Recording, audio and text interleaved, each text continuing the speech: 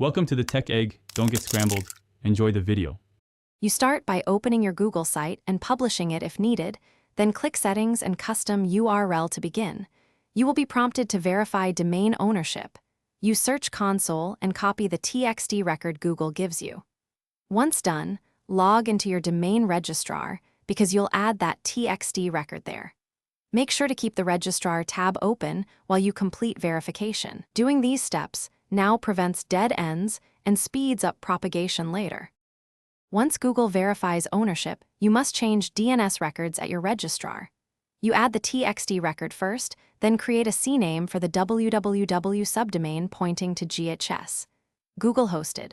.com, this directs www traffic to Google sites.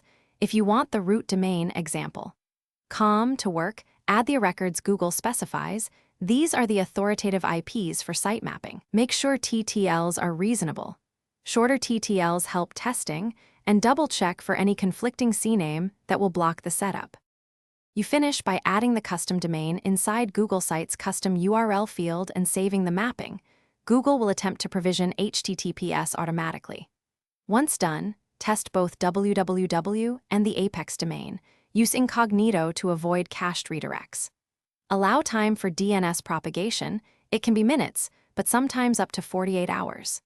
If something goes wrong, check your DNS records with a dig or Whois tool. Remove any conflicting CNAME or duplicate.